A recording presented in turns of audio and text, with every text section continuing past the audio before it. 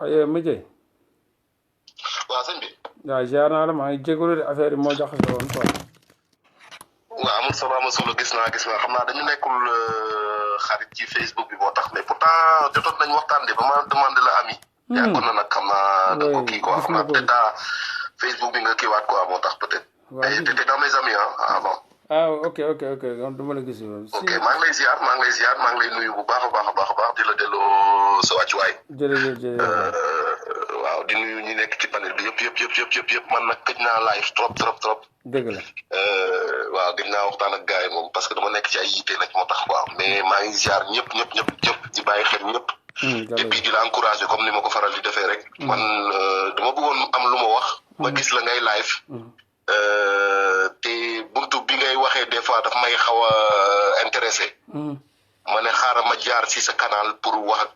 Sénégalais yi lay déglu quoi vite fait tu vois parce que waaw man awma temps yi nii pour def live quoi mais naa jël temps benn jour incha allah def ko wax ak gars yi quoi ci yu bëri nag ci sujet yu bëri. mais fi nga laal nii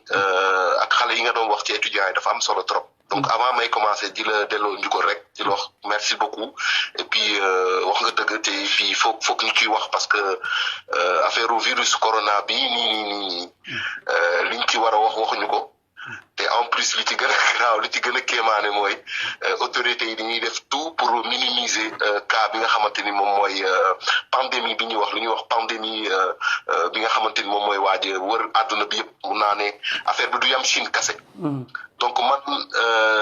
dama ci amoon ay gëstu yàgg na ci benn virus buñ doon wax mooy waaj a ñëw ci at yii nii di ñëw muy 2020 ak 2022 bi. donc il y a 2 ans bi ma doon def sama live waxtaan naa ci gars yi wax yu bëree junj leen ci fànn yu nekk yu bëree waaye xam nga. Sénégalais moo am benn jikko bu xaw a doy waar rek mooy maanaam du la déglu maanaam booy wax ni nekk Sénégalais ni moom. ci lu mu lay dégloo mooy boo ko xam naa nga sol mbubu rek yor sa grand mbubu war a yor kurus rek wala nga sol costard wala nga am famille boo bokk wala je ne sais pas quoi ñu lay door a déglu quoi mais duñ la déglu duñ la bàyyi xel. am kii ab dof la rek wala kii daal ab boo xambaane la bu nekk ci internet bi di wax di tarara di dem rek quoi. bon man nag j'ai fait comme sama wàll ci liggéey bi ci en tant que patriote bi ma gisee li nga xamante ni man pour man jaaduwul sama dëkk dama jug taxaw jël sama téléphone jël ay risques comme ni ko ñu bëri si activistes yi defee comme yow ni nga koy defee di ci wax aussi tu vois mais man musuma dugg ci ay politique musuma dugg ci ay débat yu amul ci yooyu parce que pour man amoon na affaire yu ko gën a am solo quoi donc voilà moo taxoon bi nga waxtaanee ak étudiants yi fële ca Chine ba def sa live bi nii ci wax ci coronavirus bi ma ne xaar ma dugg vite fait am lu ma leeral léegi soo ma mayee tuuti rek xam naa ma am lu ma leeral vite fait rek waaw loolu ñaan quoi moo tax ma ne may ma dugg rek am lu ma expliqué tuuti waa di ko sàkku ci yow nag ñëpp a ngi lay déglu jaajëf jërëjëf maa ngi ziar ñëpp nag waaw li ma bëggoon wax rek mbokk yi mooy man la Madieye nag man maay yàgg naa def live di leen wax ci affaire yu xaw a doy waar yi aw ci xew ci àdduna ak yi waaj a ñëw yu bari du ma nag dara lu dul nit kuy gëstu rek waaw damaa xaw a sopp rek xaw a dañ ko ma trop waaw mais ndaw ba léegi nag mu doon sama passion may gëstu ci lépp li nga xamante ni daal soxla nit ku ñuul waaw ma ciy gëstu bu baax a baax nag def ko nag mu nekk sama passion nag waaw lu ma la ci wax rek takk ko téere coronavirus bi ñi am nii tey yi ngeen di dégg nii yàgg na américains yi ñoo ko sos yàgg na mi ngi am ci ay dans les années 80 la existé woon mais avant c'était juste un virus de laboratoire c'était testé pour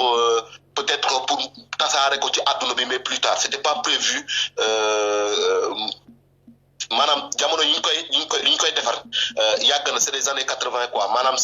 kii guñu woon temps yooyu noonu pour tas ko ni ñu koy tasee léegi ci àdduna bi parce que dafa war a tas ci àdduna bi yëpp dafa war a tas ci àdduna bi su ma koy wax mooy maanaam lii mooy seen virus bu mujj lii mooy virus bi nga xamante ni moom moo leen nar a gaañ yéen ñëpp te dina faat doomu aadama yu bëri affaire bi du yam Chine kase parce que affaire bi dafa am benn genre évolution bu mu def c'est-à-dire c'est un virus qu'au départ moom la ñu sànni ci marché boobu ñuy wax le marché yu yong waaye booy seet pourquoi ma ne dañ ko sànni c'est pas que am na toute nature parce que bien évidemment ça a été créé en laboratoire d'accord avec avec comment on appelle ça avec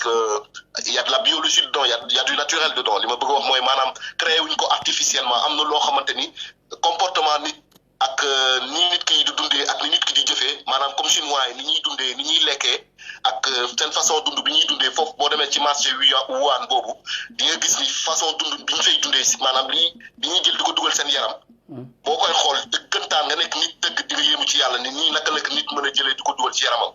foofu la jàngoro bi nee nañ foofu la génnee parce que ñoom la ñuy dundee la te dafa dem ba jàngoro yooyu ñu bëri ñu ngi wax waaye ñu bëri xamuñu ne affaire bi ci bët lay jaar du jaar ci looy noyyi moo tax sa masque boobu c'est symbolique je suis d'accord mais ñi gars yi xamul mooy maanaam affaire bi dafa am contact ba nga xamante da koy am ak sa der quoi c'est épidermique c'est-à-dire que mun na jaar si sa bët yi dugg sa biir yaram virus la ba nga xamante ni booy seet sax mun naa ni sax téere yi waxoon nañ ko ci alxuraan boo demee ci bible bi di nga ko gis une sorte d'épidémie des maladies plus graves qui vont arriver dans le futur moom ci la ñu toll nii Chine nag la ñu wax mais les autorités même chinoises essayent de minimiser l'affaire pour pas tiital nit ñi dañu bañ panique mondiale am moo tax doo ko dégg ci journaux français yi doo ko dégg ci journaux occidentaux yi dañu koy minimiser cas yi ñu lay wax ni moom moo feeñ Chine dañ lay wax naan la ay c'est des 100 cas 200 cas affaire yooyu il y a plus de morts en Chine actuellement il y en a ñu ngi toll ci 400 et quelques actuellement la ñuy wax te gën na bëri loolu parce que les autorités mentent sur justement les statistiques et normalement aussi France ñu ngi minimiser cas yi am Toulouse fii am nañu cas Bordeaux am nañu cas à Marseille am nañu cas ñu ngi koy minimiser di wax ay naan ay 2 cas la ñu am 3 cas la ñu am parce que en fait ñoom si boppam dañoo tiit parce que en fait affaire bi dafa nar a def benn pandémie mondiale bu grave boo xamante ni na faat nit ñu bari ma répété waat ma bamtuwaat sénégalais yi foog ne dama leen bañ a tiitaluma kenn jéewuma yëkkatu fitu kenn damay wax li am mooy li sénégalais yi war a def fu mu toll nii ak Afrique empêcher tous les gens qui sont partis en Chine de revenir dans le pays sans être mis en quarantaine et soignés ou même étudiés bu ñu ko deful dina dugg biir Afrique te bu fa duggoo Sénégal ak gis ngeen Sénégal lu mu méttee hôpitaux yi bu ngeen fa demee du ngeen faju gis ngeen li ngeen di daj bu ngeen feebaree wala seen mbokk yi wala seen doom yi feebar pour dem hôpital faju fa rek c'est tout un problème dégg nga gis ngeen gars yi dee fan yi ne ci hôpitaux yi parce que amuñu xaalis bu ñu fajoo wala affaire demee noonu alors imagine une pandémie au Sénégal imagine benn gaayan bu ñëw wala ñaari gaayan yu ñëw wala étudiants yooyu ñu ñëw toppatoo wuñu leen ñu leen war a toppatoowee wala boog mu doon ay chinois yu ñu bàyyi ñu dugg parce que il y a beaucoup d'Africains c'est des complexés ñu bàyyi leen ñu dugg sans pour autant ñu mettre leen en quarantaine soigner leen au bout de 1 semaine le virus se répand dans le pays gars yi commencé di wadd ni ay fel laa lay wax nii di commencé di toog ñu naan non lii lan la bu duggee Sénégal ak coono bi am Sénégal nii c'est catastrophique ça va être un truc de fou loolu laa bëgg a yëgal gars yi loolu dama leen bëgg a wax nii rek ni leen ni affaire bi nii du loo xamante ni Chine lay yem affaire bi day dem mondialement ça c'est la dernière lii mooy virus su dernière maladie bi ngeen di dégg bi mooy bi nar a rey nit yu bëri ci àdduna mooy bii nii mooy le coronavirus c'est pas un petit truc c'est un grand truc ma bamtu ko ñetti yoon pour mu dugg ci xelu nit ñi c'est un grand truc ku si nekk foo nekk na nga jël say matuwaay moo xam nga nekk Italie Allemagne France foo munti nekk ci àdduna bi na nga jël sa matuwaay parce que dina la fekk ba sa biir dëkk ñi nga xamante ni nag mooy la plupart des gens qui vont être immunisés contre ce virus mooy ñi nga xamante ni ils ont un système immunitaire irréprochable ñi nga xamante ni mooy ñi nga xamante ni dañuy toppatoo li nga xamante ni moom la leen yàlla dënk muy seen yaram parce que yaram du loo xamante ni da nga koy caaxaane yaram c'est un temple maanaam c'est un fu ñuy jaamoo yàlla la yaram comme jàkk la yaram comme église la yaram comme synagogue la yaram foofu la yàlla di ñëw di teew di la teewloo yow doomu aadama bi bu fekkee ne yow sellaloo sa biiru yaram lépp dina jàngoro bu nekk dina mën a dugg sa biir yaram dara jaxe la rey na nga dee léegi li leen gën a mën a mooy loolu dafa am lu muy tekki déjà si ci téere yi boo ko xoolee dañuy wax mu jub jamono ñi nga xamante ni ñoo topp yoonu yàlla ñu jub rek moom la yenn musuma yi dul dal ñoo xamante ni maanaam dañuy wax sellal seen yaram ba pare sellal seen biir lu dëgg du dëgg moo la am na ñu koy wax ñu ne jëmm day sell waaw jëmm dañ koy sellal waaw jëmm dañ koy sellal ñu ne ñu sellal ñi rek la yàlla di tabel yor moo xiyaam wala bu jub jamono du dëgg waaw ñu tabe ñi mooy ñaan ñi nga xamante ni dañoo toppatoo seen temple yi mooy ñi toppatoo seen biir yaram yi ñi nga xamante ni duñu dugal sàngara seen yaram yi ñooñu dañu am système immunitaire bu baax ñi nga xamante ni duñu dugal yenn drogue yi seen yaram yi dañu am système immunitaire bu baax ñi nga xamante ni li ñuy lekk dafa sell aussi dañuy am système immunitaire bu baax ñi nga xamante ni fi ñuy dugg li ñuy noyyi li ñuy solak maanaam li ñuy jëf seen xol sax day rafet seen jëfin seen waxin loolu yëpp ñu teg ko rek ci maanaam sellal. waaw jëf yu baax ñooñu dañuy am système immunitaire bu baax virus bi mun na ñëw fii ba suba du leen mënal dara. dégg nga ma waaw day mel ni boo dul njaaloo tam sa dund mun na sori mun na yàgg. moom mooy li ma lay wax di boo dul njaaloo ci toppatoo sa yaram la bokk wala déet. waaw loolu la de ñàkk njaaloo ma waaw. mais man laaj la benn affaire ñàkk njaaloo ci toppatoo sa yaram la bokk ci sellal la bokkam déet. si sellal bu sell la kay ci sellal selle ya. voilà virus bii nag bii ñëw boo amee système immunitaire bu faillible bu faible day dugg da lay rey si saa si nga dee ñi ni dañuy dee ah ñi ni feebaruñu après wér de. mais dafa amul mel vaccin buy faj lii coronavirus bi c'est pas un truc de fou c'est pas un truc pour rigoler ah. non mais pourtant caaxaan ñëwul. non gis nga lii yàlla da ko indi. boole ko ay nit ci seytaane ñu tabax ko defar ko ba taaj ko fii nii pour am nañu jàngal àdduna bi. am nañu jàngal doomu aadama yi. mais est-ce que waxee woo émotion parce que man gëstu yu ma gëstu woon gis naa ni gars yi ñi ngi avancé bu baax ci pour découvrir vaccin bi quoi. non voilà. y a l'émotion et la raison et moi je suis quelqu'un de très raisonnable je parle pratiquement pas avec. genre émotion yooyu. parce que gars yi ñu ngi ci parce que gars yi ñu ngi ci je parle parce que en fait soo gisee rek ma dugg wax rek c'est parce que damaa bëggoon wax te li ma wax dafa am fu ma ko teg fu wér sinon ma tëj sama gémmiñ. ok man noonu laa mel gisoon ni comme gars yi nañ génne vaccin. après oui dis-moi. ma ne gisoon ni gars yi vaccin bi dina fi génn léegi du yàgg wala. vaccin bi doo ko gis kenn du fi defar vaccin bu ñu defaree vaccin c'est un vaccin pour encore plus se contaminer. ñii li ñu soxlaa. den ko am si doomu aadama yi parce que doomu aadama yi dégglu wuñu ils ne savent pas c'est quoi les enjeux ñun suñu problème ñun sénégalais yi suñu problème surtout mooy ñàkk bëggee bi ñu bëggan mbëggeel moo ñu manqué l'humanisme un peu d'humanisme dans les cœurs maanaam bëggante suñu biir mbëggeel le sentiment mbëggeel nekkul rek sentiment boo xamante ne koy éprouver ak sa jabar di couper ko ak sa wala jabar ji ak jëkkër ji wala sa gel wala affaire demee noonu non le sentiment mbëggeel est différent et varié donc loolu moo ñu manqué dañu bëggante africain bi sax laay wax wala nit ñi sax seen bopp laay wax laa biir seen biir setal seen jikko seen i action ak li ñuy dugal seen yaram moom ma répété waat ko le temple carrément le corps est un temple et c'est là où Dieu vient pour parler à l'être humain ou si tu veux à l'âme de l'être humain donc bu setul yàlla fu setul du fa dugg. waaw loolu moom kenn du ko werante mais dafa am benn dama dugg léegi ci surtout Institut Pasteur. ñu ne. waaw ñu ne mise en culture du coronavirus une avancée majeure pour l'Institut Pasteur qui espère un vaccin d'ici 20 mois donc ñoom nee nañ d'ici 20 mois dinañ am déglu ma l'Institut Pasteur c'est un institut de francs-maçons d'accord oui ça ay francs-maçons la ñu travaillent tous pour l'industrie pharmaceutique ñoo bokk yam duñu wax dëgg dañuy fen ñi l'industrie Pasteur, c'est eux qui ont inventé tous les vaccins qui sont en train de tuer les Français, qui sont 11 vaccins par bébé français, par bébé né ici en France, obligatoire, 11 vaccins, c'est ça ira.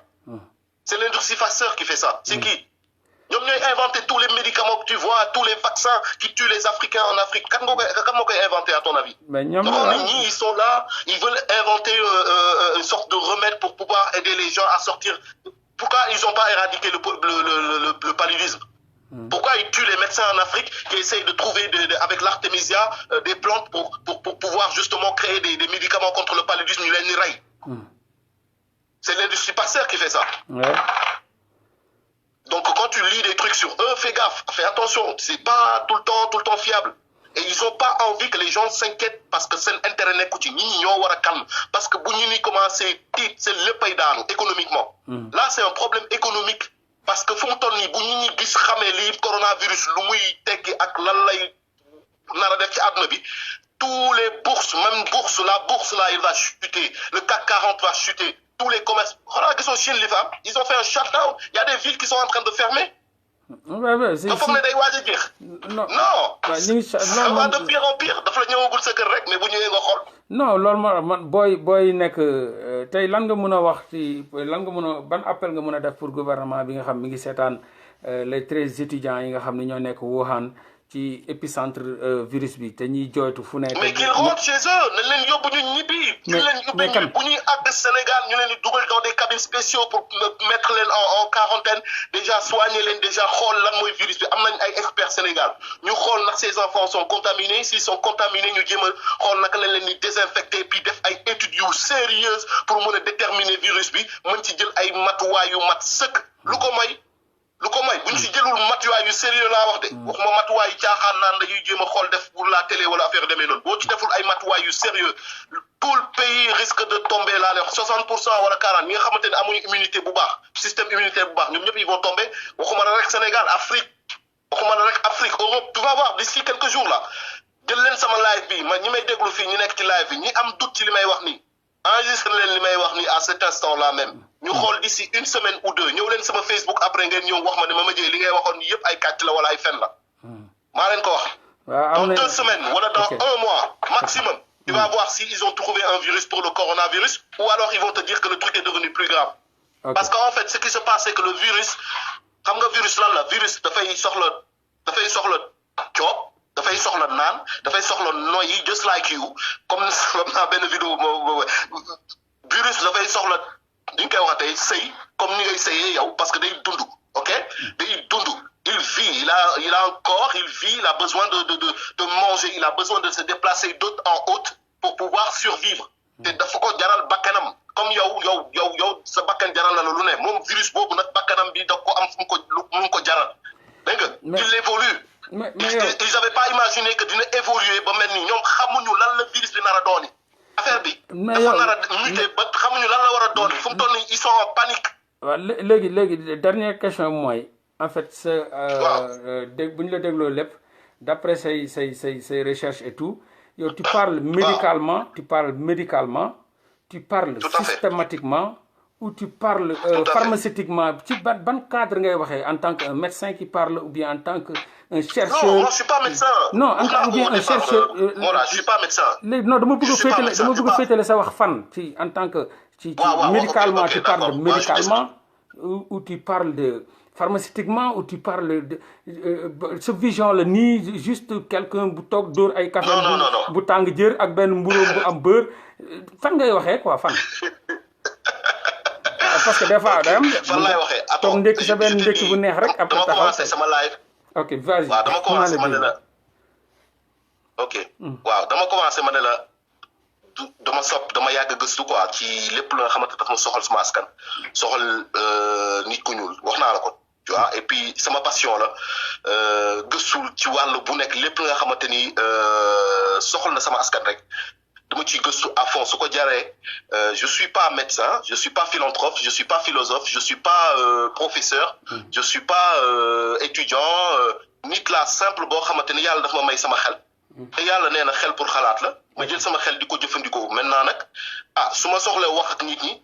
damay dem gëstu ba am lu ma leer su ma naree dem seeti benn médecin ma laaj ko ne ko médecin bi nag lii dama cee xamul parce que man du ma médecin ndax mun nga maa expliquer lii ak lii comme ça man su may waxtaan ak samay nawle ma xam li may wax te li may wax ma am fu ma ko teg te médecin bu may déglu na xam ne kii li muy wax nii ab médecin moo ko wax wala am na fu mu ko gisee fu mu ko gëstoo foo xamante ni livre médecin la wala maanaam ci jëmtukaayu médecin yi la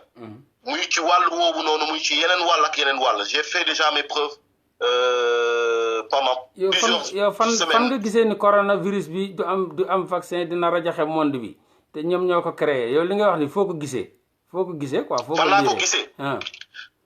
coronavirus je l'avais vu déjà il y a à peu près 5 ans jotoon naa ko gis déjà mais c'était un truc minime dafa bokkoon sax ci ci ay mélange yu produits toxiques yu nekkoon ci benn marque boo xamante pas produit toxique mais produit de nettoyage yi ñuy def pour les grandes surfaces là yi nettoient voilà benn produit américain bu nekkoon ci biir il y a 5 ans déjà ça faisait partie des ingrédients comment on appelle ça chimiques pour faire ce produit là donc ça fait longtemps que je connaissais déjà ce coronavirus donc dama ko déggaatee laa ne mais attends mais ça fait un moment que ça existe ce truc là il l'avait déjà fabriqué léegi nag ma dem xool si sama ay parce que moi aussi j'ai des documents j'ai des livres j'ai des documents sur internet documentaires aussi ma dem xool gëstu depuis que bi ma dégg affaire bi ci internet et puis il y a les médias puis il y a les médias aussi indépendants qui aussi écrivent sur ça donc gëstu ji rek dama gëstu ko aussi si yeneen fànn laajte ay nit aussi et puis j'ai réuni tous mes trucs ma xam ne lii avec certitude c'est juste ça maintenant nag j'ai pas le monopole de la vérité je dis pas que j'ai raison à 100% nit ñi nag fu ñu xam li may wax nii soit ñu dégg ko ñu ne ok wala ñu ne ok kii li muy wax waxu dof la comme d'hab y a pas de problème moi j'ai pas de problème d'ego amul benn problème en tout cas li ma xam ne mooy on va voir d'ici un mois si li ma wax nii dina am wala si c'est ay kàcc la wala ay waxu dof la dama naan ay kaas ba ne tëll ñëw taxaw di wax quoi. ok incha allah mais kontaan nañ gars yi. non maa la gën a kontaan. vraiment wax ji rafet na rek dugg foofu wax ak gars yi. wax nga lu rafet léegi nag le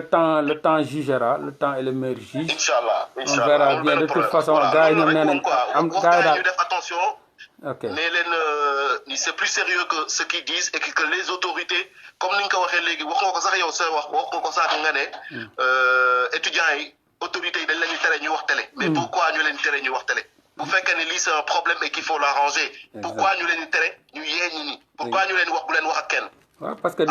parce que dañuy fen à leur nom ñu ngi fen partout. mais parce que non parce que y a aussi le fait que ils veulent pas que les gens paniquent. exactement ils veulent pas même France fii. Ils veulent pas que les gens paniquent, ils en parlent pas. Exactement, ça c'est vrai, ça c'est tout à fait vrai. Parce que beaucoup de paniquer,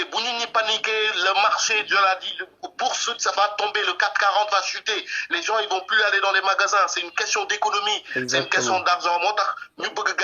faut que c'est rien quoi. Tu occupes assez occupation et puis ni de de ben par ben, mais tu vas voir. On verra bien de toute façon. Alors c'est vrai, le gouvernement il maîtrise nañ ko boy ñi ngi ci jamm donc dañuy nax nit yi calme tout ça. man maa leen di bàyyi amul problème. mais gars yi kontaan naa merci beaucoup merci ci accueil bi. rafet na trop maa ngi jégalu nag bu fekkee ne gars yi dañu gis ni. non mais noonu la ku ci nekk sa xel ngay wax. mais je parle avec beaucoup de raison. ok et moi avec l'émotion je vous promets ñi may déglu yëpp je parle avec beaucoup de réflexion et li ma leen di wax nii c'est pas abusé et c'est pas tiré par les cheveux ni c'est pas pour vous comment on appelle ça pour xamoon nu ñu koy waxee sax aggraver la chose quoi en fait. pour me tiital kenn. dama leen bëgg wax ni rek prenez la chose plus au sérieux que lii nii lu sérieux la te li ñu leen ciy wax ni yëpp ñu ngeen gis ci média bi ils sont là pour vous manipuler c'est plus grave que ça bu ci bëgg am lu ko leer nag da ngay fay sa télé ok fay sa télé fay say rajo nga jël say tànk dem jël say ay information bopp yu bokkul ak li média mainstream yi di distribuer ci réseau yeeg affaire yooyu parce qu'ils font que mentir pour que média t'es foutu tu prends tes propres affaires et tu vas dehors wala nga dem ci ay bibliothèque wala nga dem gis ay médecins yu sérieux nga dem waxtaan ak ñoom nga laaj leen di leen la expliquer voilà c'est quoi une pandémie et c'est quoi ce coronavirus est-ce que c'est un truc où ils ont trouvé un vaccin wala qu'est-ce qui se passe tu verras qu'en fait que le virus est en train de muter et ils peuvent rien ils comprennent même pas ce que le virus va devenir loolu tu verras ils en parleront dans les médias si fan yi néew maa ngi jégalu di ziar ñëpp di baalu àq ñëpp et puis di la remercier yow di la sant di la gërëm di la encourager di la wax maa ngi sa ginnaaw aussi amoon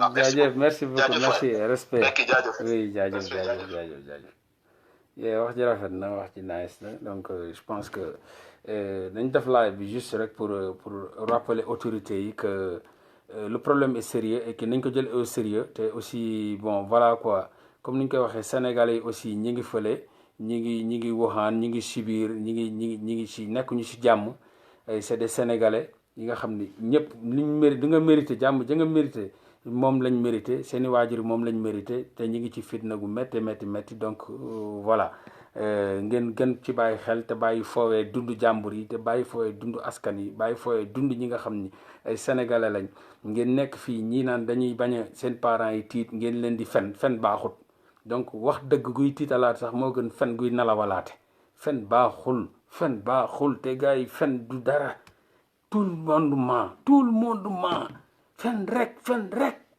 non mais c'est grave dama déglu oustaz bi mu ne benn fen égal 70 njaaloo gis nga njaaloo lu ci yàlla wax njaaloo nee na benn fen nee na yàlla moo ne benn fen égal 70 njaaloo ñu ne ko ban façon fen la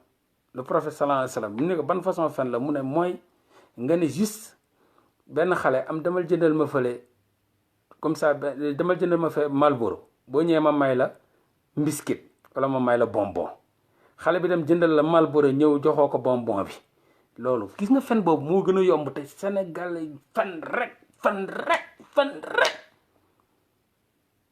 fen rek la ñuy dundee donc te nee na loolu lay représenté benn fen égal 70 fois yi nga def njaaloo te fen bu simple am demal jëndal ma lii boo ñëwee ma jox la lii mu ñëw joxoo ko mais yéen gis ngeen fen la muy représenté mais Sénégalais pour mu fen la comme ndox mu ñuy naan dañuy fen sax ne dama doon foo fen sax dañ koy foowee autorité yi fen rek mais nañ jël affaire yi au sérieux fen pour nax papay jàmbur fen pour nax yaay jàmbur yi xale yaa ngi ci jàmm xale yi amuñu benn problème président sa jox na ku nekk 1000 euros 650 000 ñu ngi ci jàmm mais fan la ñuy lekkee dëkk boo xam ñëpp ak abandonné ñëpp rawale nañ seeni doom boutique yi tëj nañ coronavirus bi da ngay gis ko dox nii daanu ba tax sedd guy ñi yanu ngay wax ay waa yónnee naa leen lii def na non mais sañ état bi yabaata nañ ay waay ñun suñu nguur gi président menteur ministre menteur directeur des Sénégalais à l'extérieur menteur non oh ce pays oh mon beau peuple papa inadmissible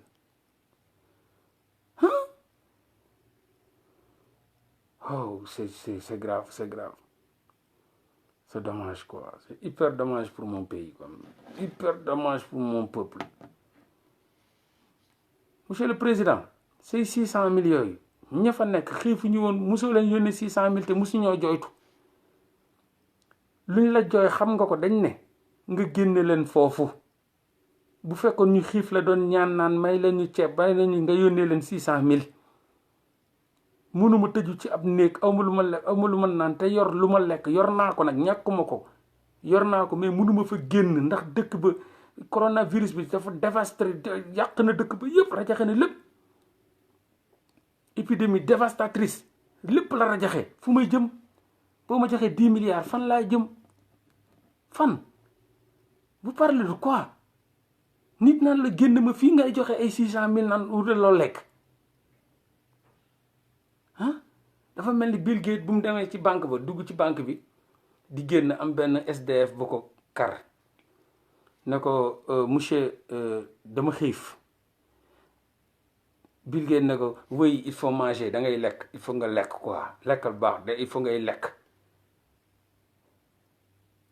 après bu mu demee gars yi dañ ko xamal ni dañ ne ko non kii daf la doon ñaan lum lekk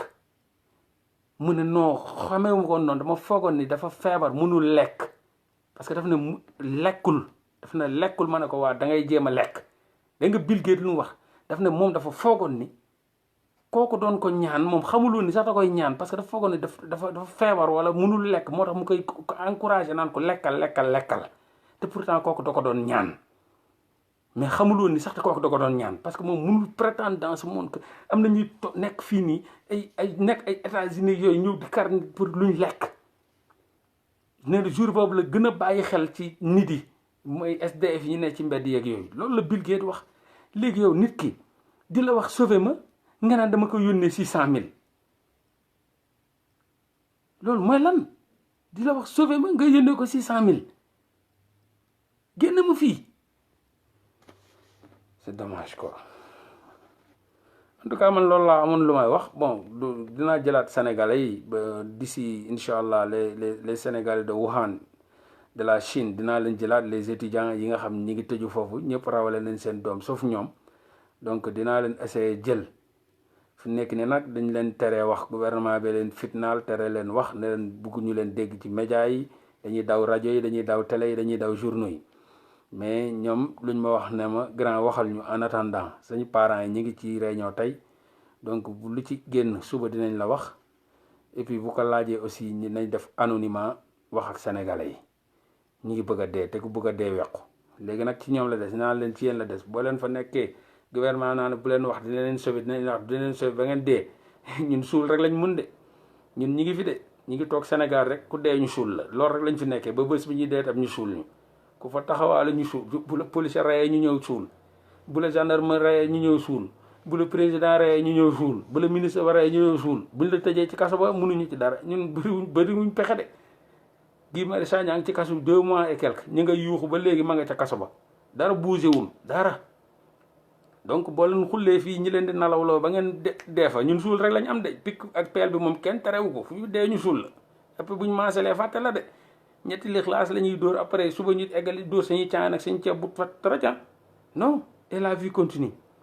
am leen ful la ngeen taxaw ngeen défier le président ne ko bàyyil fenn bàyyil di ñu foowee bàyyil di foowee suñu askan jàpp sañu parents yi di leen nax naan on est en sécurité yow xamoo dara ci ñun xamoo loo ñu dara say 600 000 mënuñu ko lekk ñu ngi ñu ko joxee ba léegi mi ngi ni fuñ jëm mënuñu ko yónnee parce que amuñu fuñ koy yónnee xaalis baa ngi nii ku ne booy yaa ngi téye seen i 600 000 de lekkuñu ko fuñ jëm fan lañ koy noo koy lekkee kan moo génn naan day ban boutique non mais c'est dommage quoi. jaajëf waay sama gars yi salaamaaleykum wa rahmatulah taala wa barakaatu nekk leen si jàmm peace de toute façon man fii ak suba dinaa am ay information ci ñoom. Après, peut-être je vais revenir d'ici mardi ou mercredi xam nga après Inch'Allah ñu gën ci waxtaan bu kenn nangoo dugg ma dugal ko bu kenn nanguwul ñi daw wat léegi di moytu gouvernement bi coow yi je m'en fous waaw ay 1000 euros fu ñu koy lekkee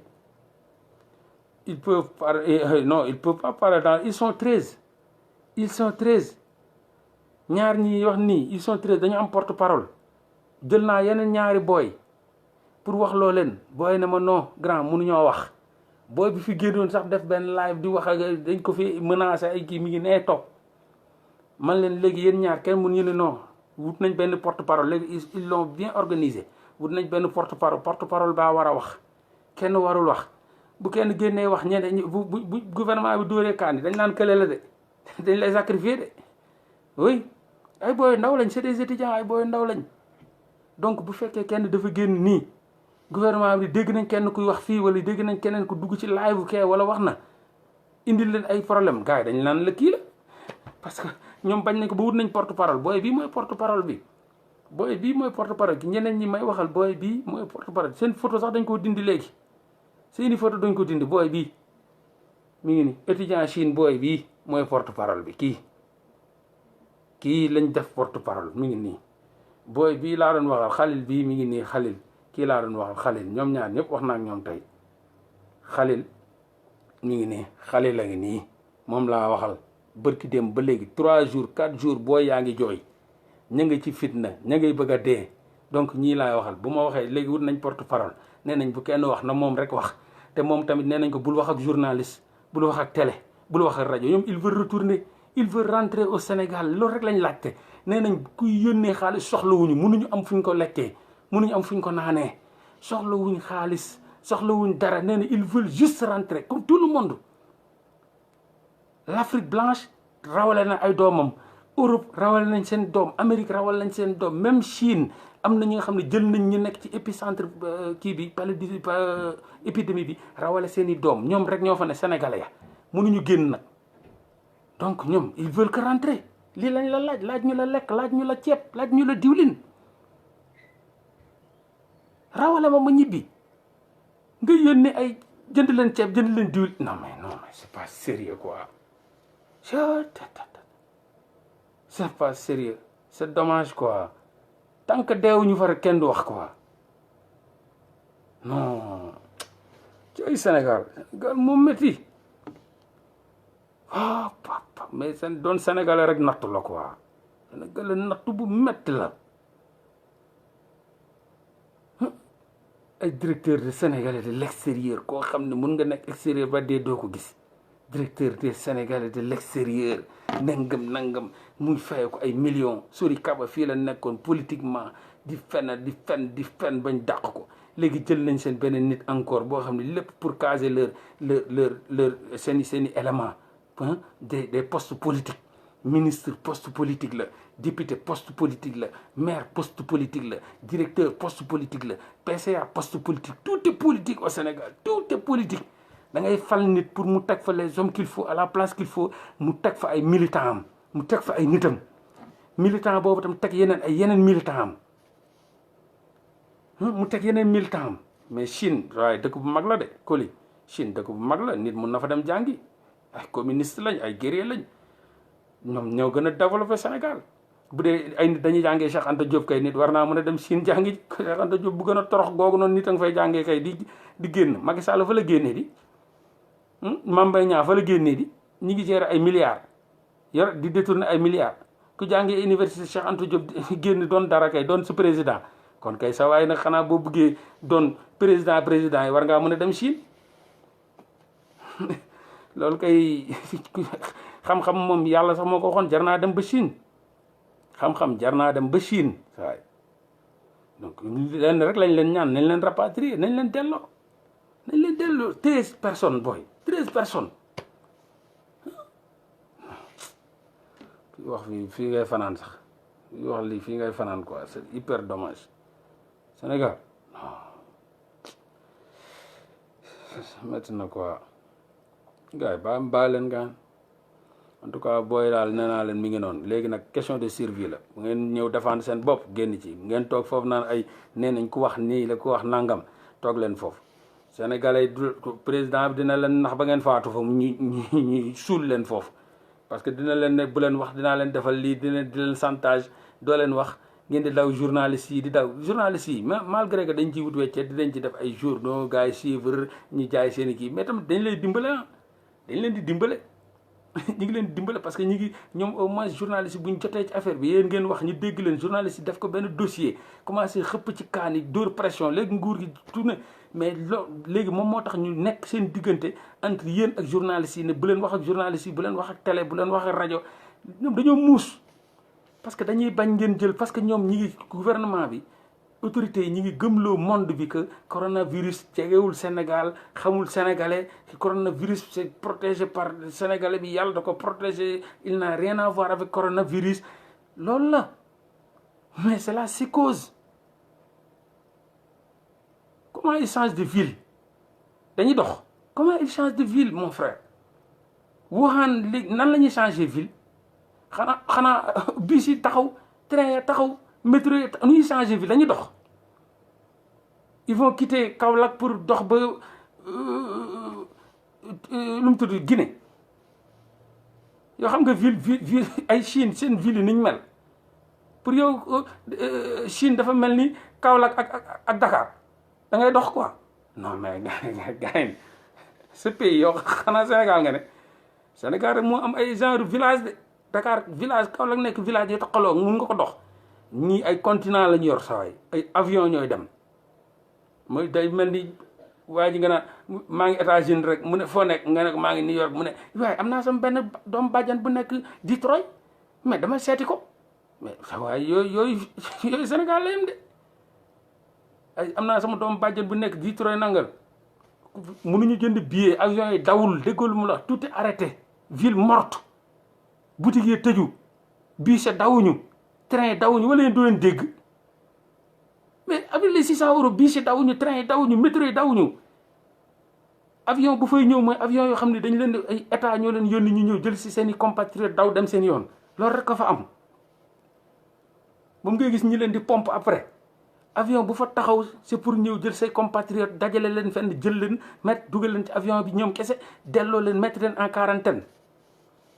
loolu kese moo am de ni ngi mel ni problème boobu nga amoon ko Marseille maanaam la génnal nga daw nga dem Paris comment foo jaar bus dawul train dawul métro dawul RER dawul foo jaar xanaa da ngay dox xanaa ci montagne glace ngay jaar xam gars yi ñii lu tax ñuy jooy xam nañ ko de ils sont fatigués ils sont fatigués ils sont dans la psychose totale maa ngi leen di ñaan yéen ñii nekk fii ngeen dimbale leen ñii booy yii nee nañ nalawatuñu masque bi nag matin midi soir ñi ak masque bi nalawatuñu lekkatuñu naanatuñu amoo fooy jëndee amoo oto booy dugg lépp taxaw na ville morte abandonnée sénégalais rek a fa des comme ay vampire kenn toppatoowu leen ñoom kumba amul ndey booy moo tax doon sénégalais dafa metti ay waay boo demee boo yor nationalité sénégalaise nga gis gor yu baax yi nag ndeysaan dëkk yu baax yi gor yu baax yi di jël seen doom yi yow nga yore sa passeport bu xonk boobu mel ni deret bu ay globulam dee passeport bu bon boo xam ni ba xam nga boo demee ba deret bi génn ba dee noonu xaaral ma génn ba sax kii ku ko yor torox lii man xaw ma sax man daf maa réer sax ku yaba wut beneen de passeport sénégalais non passeport boo xam ne Sénégal rek la mën a dugg passeport sénégalais Sénégal rek la mën a dugg Sénégal kese passeport ñeneen ñi am passeport yi nag gor yi ñu ne ana américain yi gor ya ndeysaan ñoom de seen bàyyi liggéeyoon seen maam yi ñu ne nii borom loxo yi gor yi jóg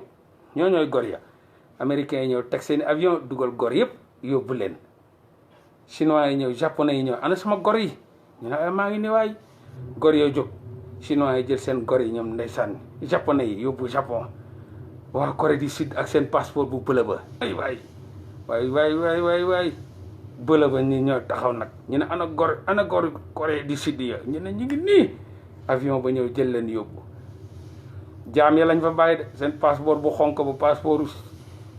deret bu dee bi ñoom lañ fa bàyyi de passeport boo xam mun la dugal fenn fu dul Sénégal feneen mënoo faa foo jaar ñu noq la ci biti foo jaar noq la ci biti tous passeport ba ma wuri ko waay man sax dafa maa riir parce que passeport boo am ko sax musiba la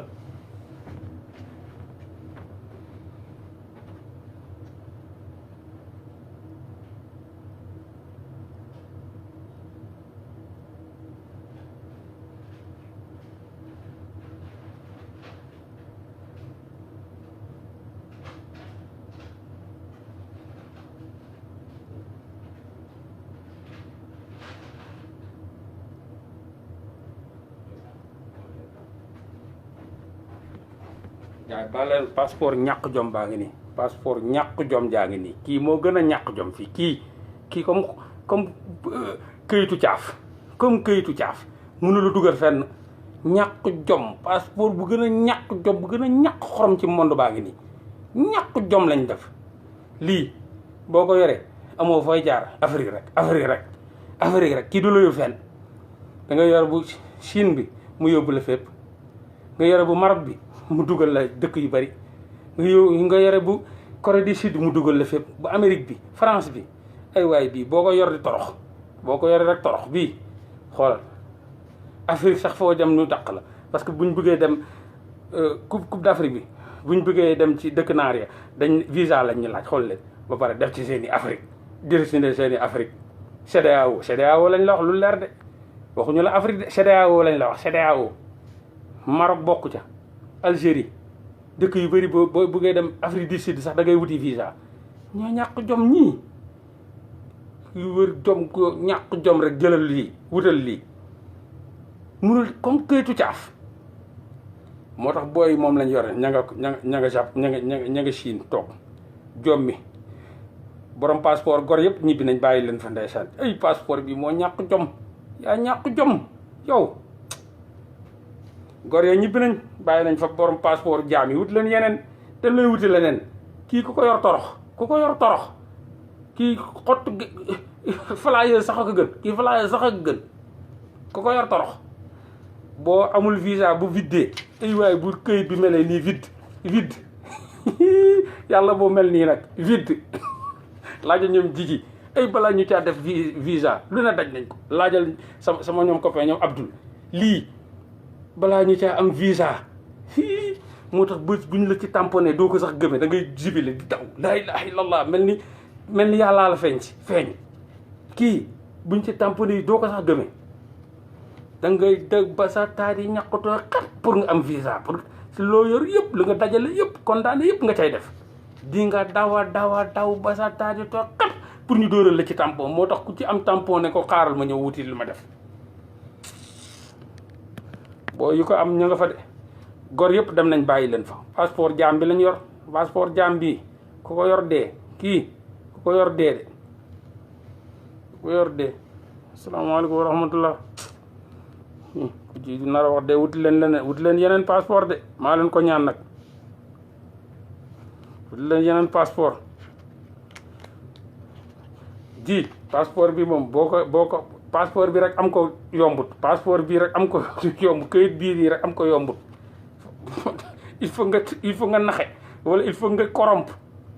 passeport bii rek normalement pour am ko yombut di nga corrompre di nga fen di nga waaye yow